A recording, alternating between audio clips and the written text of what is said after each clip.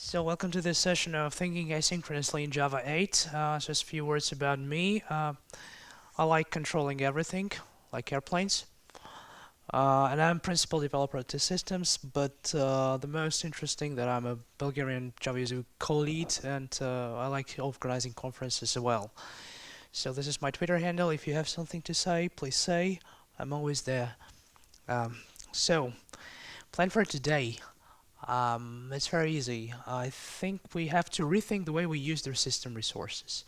But first of all, let's try to understand only one word that we have here, the word asynchronous. So if we, I'm not used to this big screen, sorry about that. I'll also look at, oh god, my god, that's so big. Okay, so the word asynchronous, something that I've googled and found in Wikipedia. So a form of computer, I just read it, form of computer control timing protocol in which a specific operation begins after receiving a signal. So, and it's not going the same rate or exactly the same rate as something else. So, in simple words, we just have to start this work somewhere else. We don't care. And this work has to notify us that it's done. And then we will do something else and process the results from it. So in terms of Java, actually, it's something like more complex. So we just start a new thread, order this thread to do something, and then we will try to get this result out of it and do something with the result. So, and why should we ever do this? We will say, because it can become really faster. And the reason for that it's faster, because it's not blocking. It's not blocking operation. Asynchronous operations are not blocking operations. Because what? Blocking is waiting. Yes, it's doing nothing. We are wasting our resources. We are wasting our CPU time. But to get the right understanding about this, there's actually only one class doing this in Java 8. We'll come to it. We need to take a look at some of the perspectives, some different perspectives that happen. And actually, several technologies make that possible, to use it in a simple and official way in Java 8. So let's first take a look at a small evolution of Java multi-threading, how it actually evolved in Java. So everybody of us remembers this kind of code. So we have a runnable code, runnable interface we have to implement, just implement the method run. And then we start the new thread with new runnable and same start. We try to do in this run method something useful, and there is kind of heavy way to extract result from all this thing. It's a heavy operation for us, or we can actually implement extend the thread itself and do something useful there and just start our class as it's like a thread. But the way we take the results from this run method is always hard, because parallel programming is hard. It is really hard. How many of you have read this book from Brian Gotts? Only one person? No. It's such a good book. Try to read it. I read it every half a year. And I still do not understand everything he says. Yes, but because it is hard. I mean, in real world examples, you want to try to use multi-threaded, but it is hard to understand. Well, as the concurrency somehow evoluted, there was a kind of evolution called concurrency API, which was introduced in 2004 of Java8. And at some point, there was so much order in it.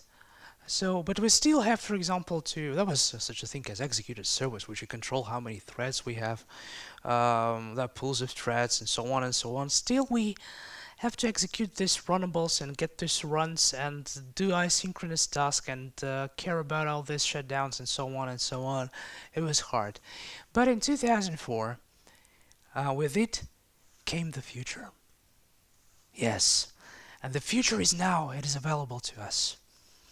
But what is a future? Let us have a look at its definition. So future is a primitive for creating multi-threaded applications.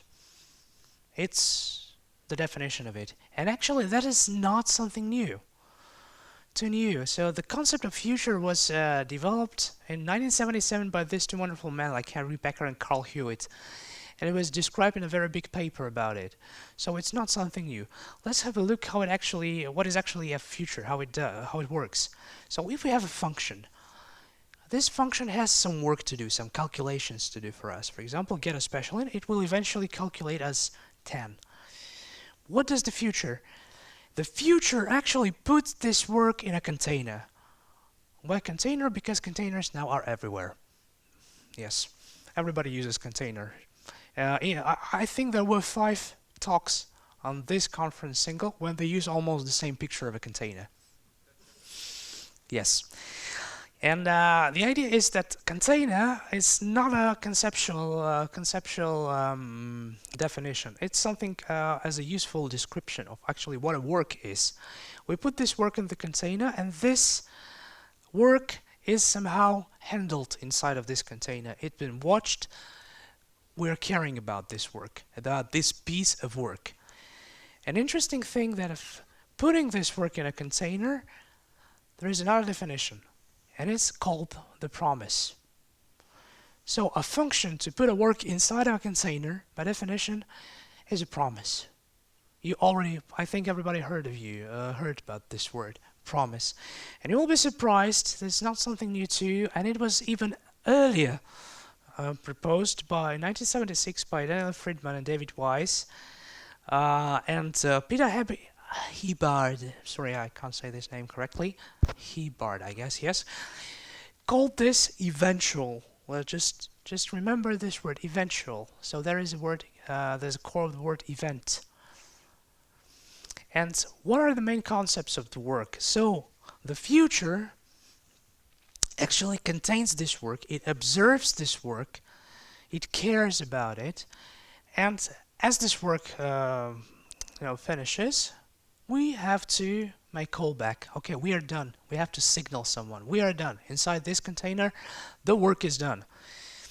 And another very, very key concept in this thing is that the work, all transformations of a certain work should not ever leave the container. So conceptually, we should not remove any work inside outside of a container. So we should do the work, transform the work, and get to final result when we can make the callback only inside of the container. Never pull it out. But that is the theory of this thing. So what is future in Java? Future in Java is currently something very simple. So I think, how many of you have tried writing future? My God, and you haven't read Brian Gott's book? No. Okay, so the idea is the same. So we have this executor, and we submit this work to an executor. And all we can do is ask, is this work done? Is it done? Is it done? Is it done yet? Is it done? We are waiting. Or we can make a get and get the result of it. So the interface of work is really simplistic. It's done, get, and get with timeout. So if we are not there to wait for more, we just set a timeout. But there is one small thing that I believe that everybody knows, that these two functions, get and get timeout, are blocking. It means if you call this function, it will stop everything and wait for the result. It's blocked. And so, by this, we are breaking the law, actually. This law that I told you, that this work should be cared somewhere and never leave back the container. So,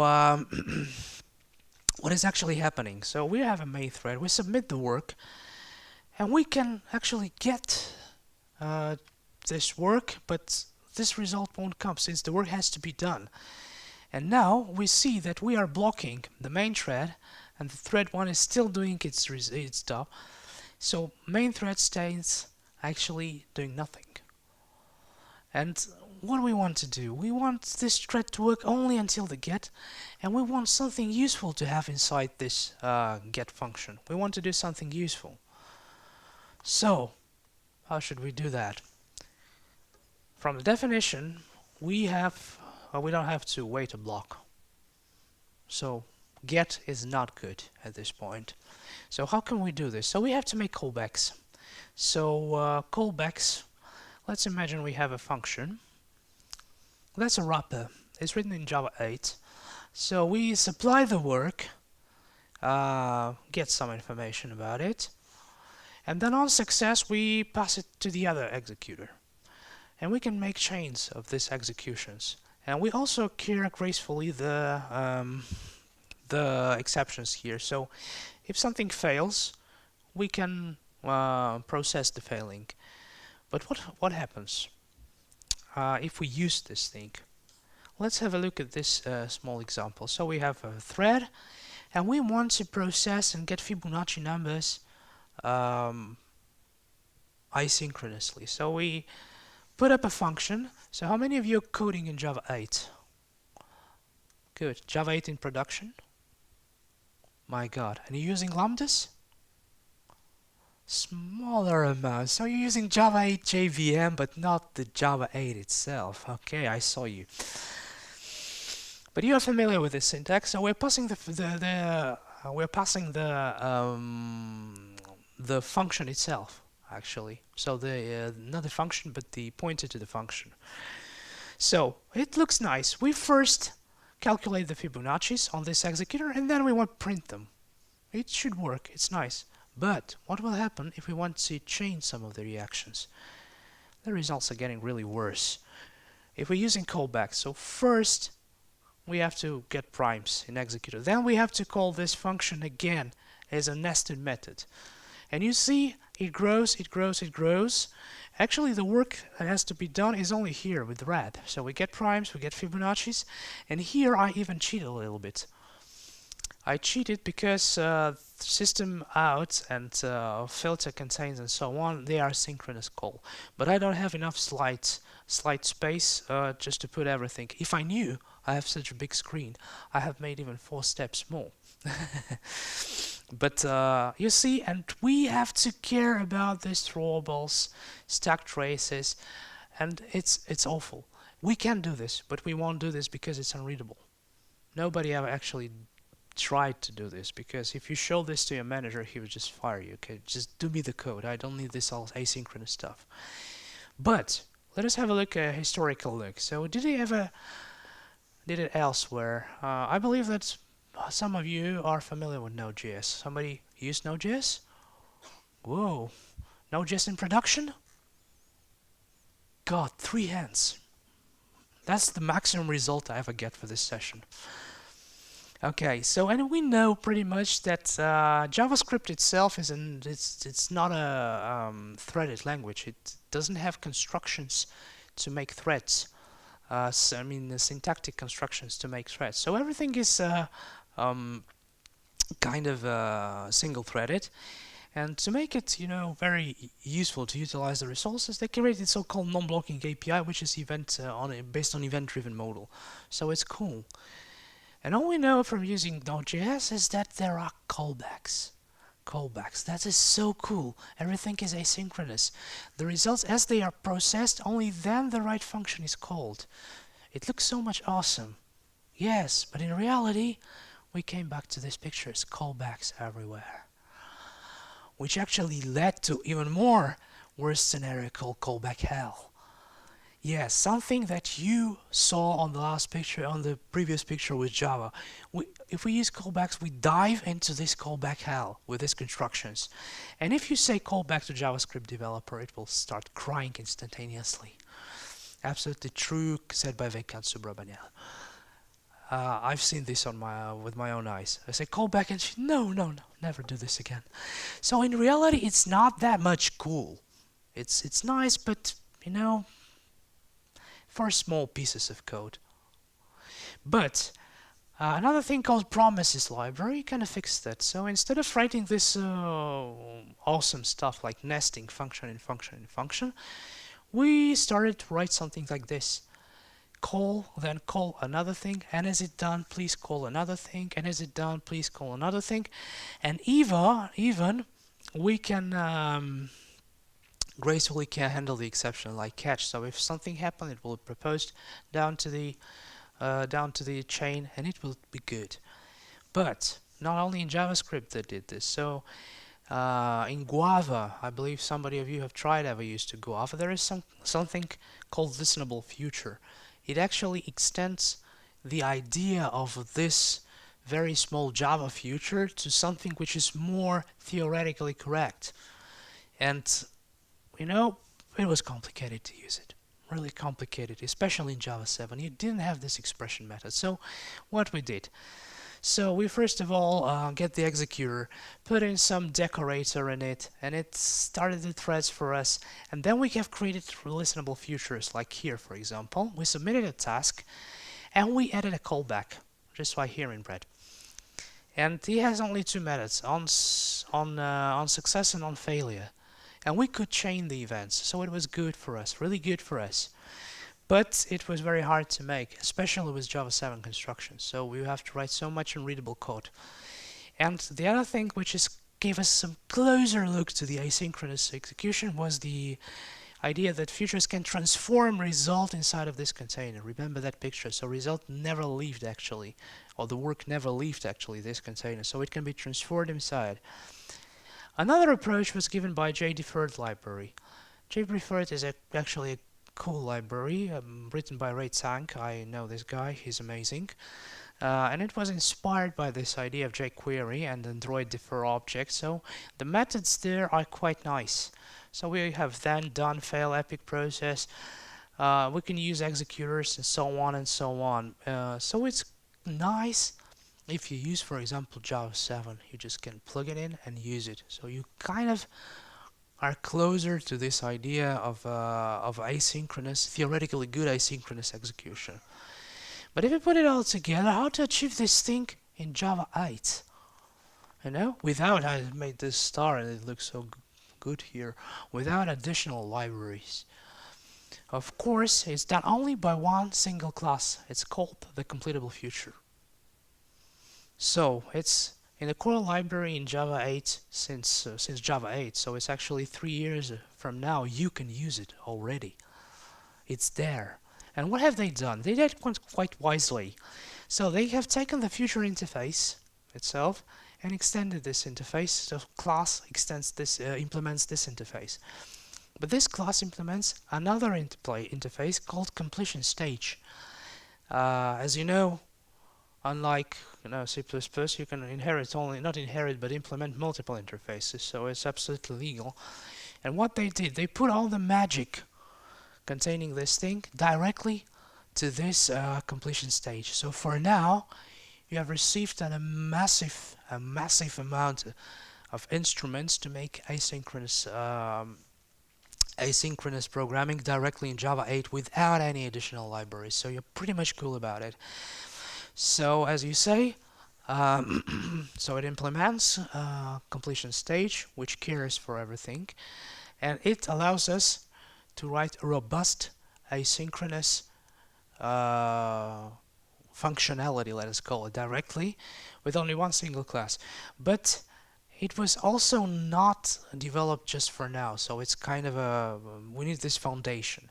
So what is the foundation for it? The first foundation for it was, of course, the lambda and method references. So you didn't have to make all these ugly anonymous classes anymore. Unlike, you just pass in the method or pass in the lambda and you're done. This is your piece of work. Your piece of work can be described as lambda. You don't have this explicit callables and runnables and so on. So just put this piece of work and it will handle it for you. So another great foundation for it, which was available for JDK 7, is the fork join pool. It heavily relies on this fork join pool. So have you ever done something directly with fork join pool in your project? Wow.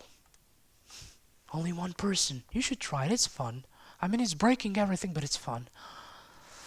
Yes, and this is the way with CompletableFuture we can use this fork join pool in a more intuitive way. So this is actually the reason for this talk. So the fork join, as I said, it cares for corruptions, it splits the task, it's very good for splitting the tasks and creating the new tasks, and very good if we have lots of small tasks which are created. It handles it very good. So the idea is quite simple. So we have several threads and some pieces of work that have to be done. So it first takes the work, puts it in one thread, and then there is a technique called work stealing. So there is one thread that is doing nothing. We can just steal the work to another processor, and you see it steals from the bottom. Since these tasks here, 1 and 2 and 3, as we say, he care for the cache of the processor, not of the J-cache.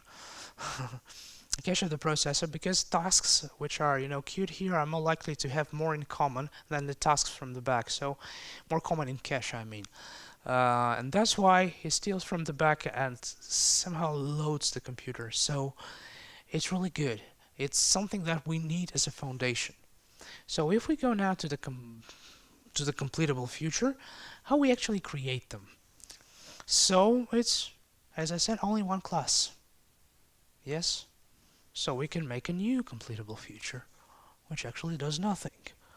It's the most useless way to make a completable future, although there are some sessions that utilize this thing as very good, but we usually do it differently. So we call it two static methods, which are supply async and run async.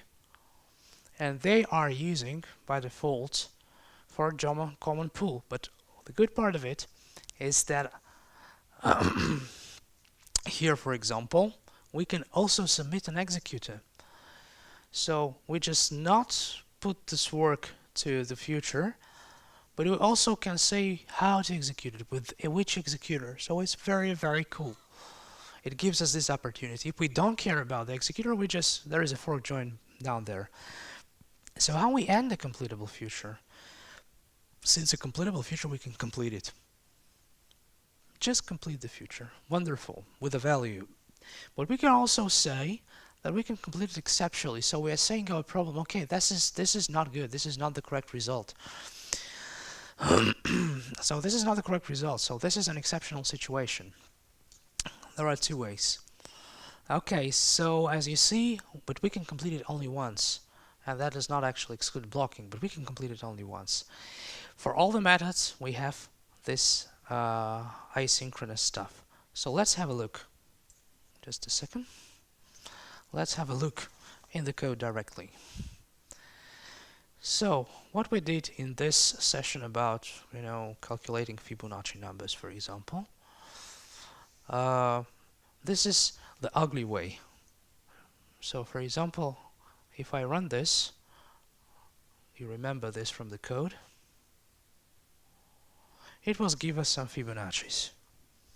I hope it will give. It gave us several minutes ago. Okay, so lots of Fibonacci's, that's cool.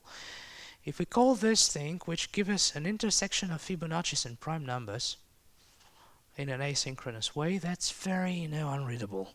I personally don't like it a lot. So we still can program like this, but it's not good. If we run it like this,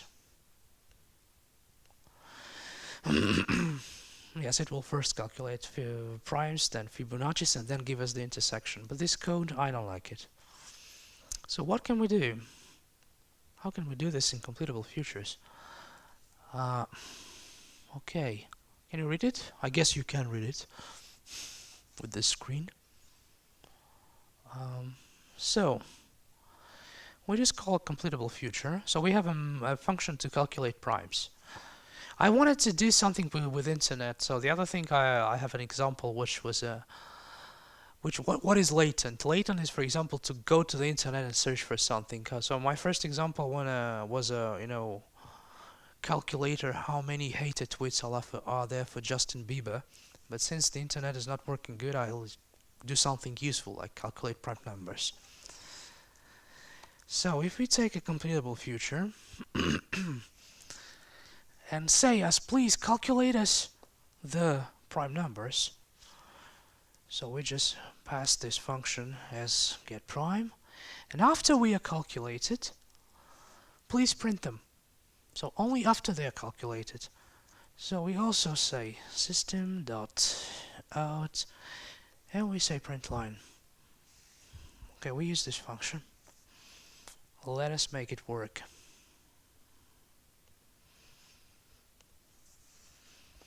So what do we hear here? Oh, only hello Vienna. Can you read it? Yeah, hello Vienna. And where are the primes? Any idea where the primes are? Huh? Exactly, it finished. But why did it finish before it? I mean, so actually, this is the idea. We are now trying to understand that we have offloaded this work from the main thread. So, if we, for example, make this here for something to wait, for example, system.in.read, which will wait for input. And here in this function, we try to say, okay, what are you're executed in which thread? So, give me a second. I'm not good at typing. Thread, current thread, get name. And run this thing again. Yes, it will offload the work somewhere else. Yes, and you will see, yeah, we even have the prime numbers calculated, as you see. And you will see that this work is done in a fork join common pool. So we start the work, as you see, then we go back to the execution continues with hello Vienna. Yeah, and after that we are receiving this work. So what is the good thing about this code? We have just done a multi-threaded programming without even saying the word thread.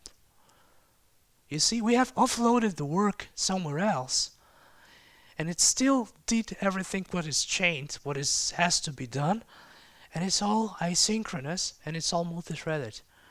And we didn't use all this rubbish that we used before, like starting new thread, getting the thread, and so on. This opened us a good perspective to reuse our computer resources in a very good way. You see, that's a completable future. And you see how expressive it is. We just supplied something asynchronously, and then after it's done, the result, we receive a signal that the result is done, and we accept the result. How cool is that? I'm personally totally in love. Okay, the other thing you can do, as you say, then accept. But, and then run. Run doesn't mean that we'll get the result. It will just run something. For example, run something to the log, as we have done the big work. You say then run, and at the end it will run a code, for example, write this thing into the log without getting the result itself. So remember this picture. You see, the transformation has to be done inside of the container. So the result, we won't get the result, transform it and put it back. It's not going to happen like this theoretically. So there is a function which actually allows us to make a truly better way of doing it. So then apply and then apply async allows us to transform the value inside of this container without it leaving the container. Let us have a look. For example, we have calculated all these prime numbers, and we want to get the average of them. So we just, make another part of the chain here, and say then apply as they are calculated, and we call a function. So I get a very easy function, get average, for example, which receives a list of long and gets the average for us. So we get initial, get average, and as it's done, it will, let us see what it will do actually. Will it work?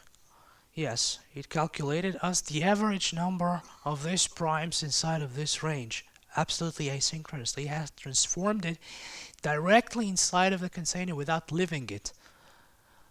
So we are getting very close to this theoretically described future and promises as we have them. And it's done asynchronously, and it's done only then when the other operation is finished. We don't have to explicitly wait for it or make some calls like, is it done, is it done, is it done? we cannot blockingly wait for it. Okay, it's floated to another thread and everything will happen there. We don't care. And as it's done, please just print them or write into the log or whatever. It's multi-threaded programming without even saying word thread. Okay, and the idea here is that we can apply it, and we can apply it in the same thread or in the other thread. So we have that apply function which will do it in the same thread. This is good for cache corruption, for example. So switching between thread is a heavy operation, and we say then apply, do it in the same thread, or then apply sync. We don't care. Let the for join do this for us. This work is big enough. You see, and we can supply the executor as well. So let's try a little bit deeper, dive a little bit deeper. So we can transform the objects in a smart way. How it's done inside the CompletableFuture. So we have a method called enCompose which receives a future of a function which is actually a CompletableFuture. So just a class which is CompletableFuture is a class which can be a CompletableFuture of a CompletableFuture. Yes, because that's just a class, Java class. We can make CompletableFutures of CompletableFutures of CompletableFutures and so on. So to avoid this situation, we want to unwrap this thing, or the chain has to be clever enough to unwrap this thing. And as it's done here, we use this compose method. So imagine you have the following situation. So it works just like a flat map. It opens all the maps for you, it opens all the futures for you, and get out the actual work. So imagine the situation right here. So you have a file utils which read the files asynchronously. Actually, they return us the result of the file not as a string, but as a CompletableFuture string. So it will happen sometime in the future. But we want to use this value somehow, and we want to chain them somehow. To say that's not just to read it, but to do something useful. And that's why we call a CompletableFuture, which actually receives a future, like read this file. And then we compose, as the return result is a CompletableFuture, we compose this result and process it. And then after it's processed, we accept with just print line. So it unwraps the CompletableFuture for us in a very smart way. So we can make really robust chains of the computations that we have to make for this. Yes, and we can go even further. So if you have several steps which lead to one step or some kind of a reducing the result, how can we do this? So we can combine these results with a completion stage, or combine this asynchronously, absolutely. So there's a function. So we have two CompletableFuture that has to be done, and then we combine their results, and as the both are done, we can continue. So imagine the following situation. We have, for example, primes, we have Fibonacci's, they are all futures. That's how it's done in Java 7. Yes, and if we want to intersect all this result, as we saw here, we need first to get the results from the primes, then to get the results of Fibonacci's, and then to intersect them. You see, we first have to get these results. It's not good in terms of system utilization. And then in the next example, which will be more robust, you will see how we will handle this situation with combine function. So the other thing, if we don't want to make further processes, we just accept both of the futures. I'll say two futures that are complete, we just accept. Only when they're done, both, we accept them. Or after they are completed both, we run something after them. Or there's another idea of it, so we can accept either. It depends on what we want to receive. If we want to receive the first available result from this futures, we just accept either. We don't care about two results, we just have to get the first available result, or run after either as itself. So, but what happens to the second result actually? What do you think? So the second result, actually, there's a kind of a drawback. You have to think about it. The computable future does not complete, so there can be many other futures hanging on this future waiting it to complete. So as the first result come, the second result may be calculated and it's not released. So we just state like this. So handle with care this function, because it won't just disappear. Okay, you can also get a number of dependents in it and see how many actually futures are then in the chain after your future. Okay, so applied to other is the same thing. If you have received a result and you want to transform it, we don't care about which result, we just receive the first result and we apply it to it. So there is also a function for that. I'm now telling you these functions, you don't have to remember it because I personally never use them in production, really. So this is a kind of possibility which are very rarely seen as use cases here. You can even go further. You can, for example, wait for completion of all of completable futures, and here you have a set of completable futures, but then you are bound to something very strange. You see this void? We cannot determine what will be the result of this future. So if you use all of or any of, as you see, any of is more determinable because we have object here, so we can cast everything to object. It will still return us something. So these functions are, I would say, disputable if it's okay. The only example I have seen of people using them actually was you make a DNS request to many servers, and you force something to many DNS servers, and you only need the first available result. You don't need the results of the other servers, so you can just discard them. So you can just put them any of, so just push the server, push the request away and get the first result. So if anyone is completed, we are done, we have the result. It's wonderful. A small talk about exceptions. So how do we handle them? And we handle them gracefully, I would say. So first of all, as you see, you can exceptionally complete the future just as a method, but you can do something better, something more useful. You can use the function called handle, which is actually very nice because it receives a lambda of two parameters like val and execution, and it gives us the opportunity at a certain point of our chain to see to work. For example, if the value is okay, just continue with or just return us something or do something. And if the value is not okay and there is an exception during the processing, and the good part, the exception can pass through all of the chain, so it's not exactly the chain before. We say, for example, okay, we have a problem, Houston, do something for us. So if you take a look at the example of this file, reading chain utility, we can supply async something that returns us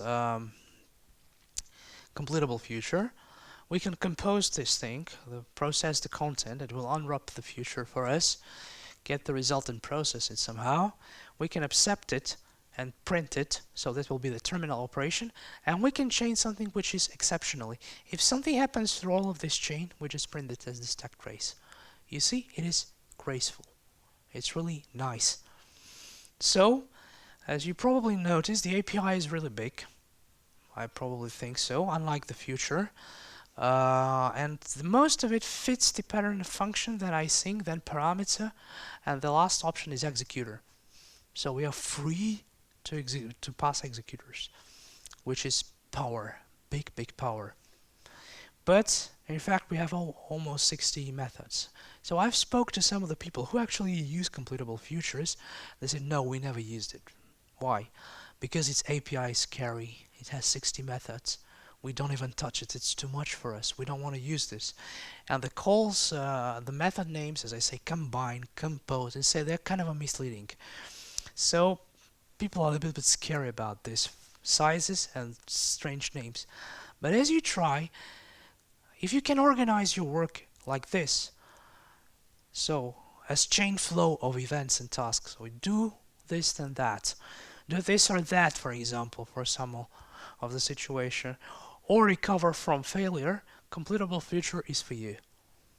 Yes, because it releases the possibility of your system, and as you see, it can really leverage all the exactly resources of your processing that you have. So if you can try to think in workflows, events and tasks, you can do your work like this. For, as you say, we have a starting point, we have something to be done, calculate this and this. For example, these two queries can be done independently. So we just, throw them as futures, we can gather some data, and as the results are there, we just gather the statistics. It's the next step, so we're joining here. And then we return reports, and we can handle this exception gracefully. So if you can organize your work just like this, you're good. But as you saw, we have some bad heredity, and this is the get function, because get comes from future, and we know that get is blocking. Think about it. There is another thing that comes to us, but this is called join, actually. And this join is kind of cool. Let's just have a small look and can we do. So it's the same get method, but it's I would say it returns non-check exception. So it will help us to do some really interesting thing. For example, we have some random task which just sleeps for a second and give us a random number. In our application, we use it, for example, send an email, because sending an email is a latent operation. And we have to send, for example, 10 emails. And how can we do that? So first of all, we can do a parallel stream. Streaming API, you can pass in a parallel, and it will leverage all the fork join resources for us. But we want to make it a little bit wisely, let us say. So what we do, we said that these calculations can be supplied as completable futures. So even in stream, we start these completable futures. Let me make it a little bit smaller that you can read it. Yes. We create a list of futures, which is created just like stream. We just map, do useless work here, and we pass even an executor, something that cannot be done in the parallel streams in streaming API. We pass a different executor, and then we use this join function to collect all these results and to finish all these futures actually. And let us have a small look on how it really handles the situation. So if we do this with an executor, give me a second. You will notice something very interesting. So the first job is a parallel stream processing. So we started some fork join workers, and you see, to make a 1 second task, it took us 2 seconds. 2 seconds. In 10 streams, we make a 1 second task. But to make it all, we need 2 seconds. And take a look how much time it took us with the completable streams with another executor. Only 7 milliseconds. That's awesome. Because we are using a different executor, and the main idea is that fork join pool, which starts with Java machine, which is a common resource which can be used by everybody in the machine, often get polluted. That means that not only you are using fork join pool in your futures, but other people are also using it, may use it, for example. And as they use them, it gets polluted. So if you want to make computations that are exactly for you, and not shared between other, like in server you do something in fork join, or somebody else does parallel stream for you, you can submit your own executor for the completable future. This is non-achievable in the current state of streaming API. So I've talked to the guys from streaming API. They say maybe they will think about it, but that's major breaking of the interface. And with the completable future, you can do this. So think about it in your applications. It works, as you see. It can spare your time, your processing time. So this is what join is for. And so if we go back, there is another option called obtrude value. So it just gets you the value as it is calculated in the middle of nothing, so never do this.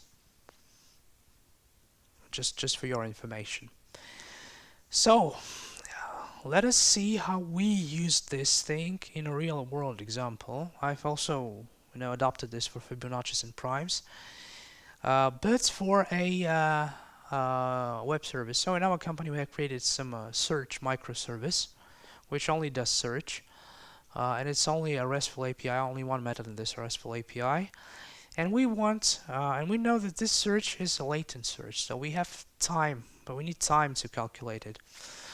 And as it's latent operation, we think that CompletableFuture is kind of a good wrapper for that, because this way we are telling our potential clients, okay, here you have latent operation, it may take long. So have this future and do it with it. And as we see, we calculate prime, we get Fibonacci's, and we get another future which is intersection, streams and so on. But to return the string, we have to block. It comes to this get function. You see, since we're blocking, it's bad. Blocking is waiting. So what happens here is that we submit to different res calculators, primes and Fibonacci's, but the main function still is waiting for them to complete. Which is waste of resource. What is another way to do this? Since Java EE 7, we have something which is called async response. And this async response is just exactly the situation. It will fire itself only as he gets the result. So as you see, we have completable futures. We then apply async response, resume, etc., etc., and exceptionally we get the message. We also put some timer to make this situation more user friendly, that we don't have to wait 10 seconds, more than 10 seconds. If it does, it does it in 10 seconds. If not, we get the response. So we come to the situation that main thread, main thread is just sparing this big work here. So we're optimized. We're very much optimized. So please remember that get is evil if you're using completable futures. Avoid it. And we'll talk about reactive. So Java 9 arrives in 2017 maybe. I hope so. Truly hope so. There is a JAP 266 which handles, so the completable future does not stay in its development. So there are lots of work. Oops, sorry about. Okay, so it's better work with timeouts, and there are some slight things here that I personally don't like. It's, for example, we can create a default value. For example, we can supply async some operation which is latent, but we can complete this operation with some word. And as we get, the get methods is not more blocking. It will, if the results are ready, we get them. If they are not, we have a default value which is returned. This can be misleading. I personally don't like this situation, but they have done it like this. So another thing is completed future. That's good for testing. So we can make some kind of a mock object, which is a completed future somewhere in future, and this is very good for testing. But the main thing here is the timeouts. So we can create or timeouts a function. So we, for example, try to search something, and if the timeout happens, it will either throw an exception or give us the results. And here, when complete, we can see we have this lambda, which is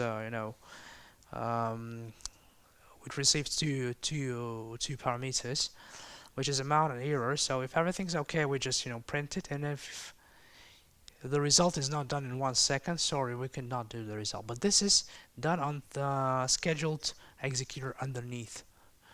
So there's also an executor, but it's scheduled to executor underneath. Or we can do this with a default value, which is also strange.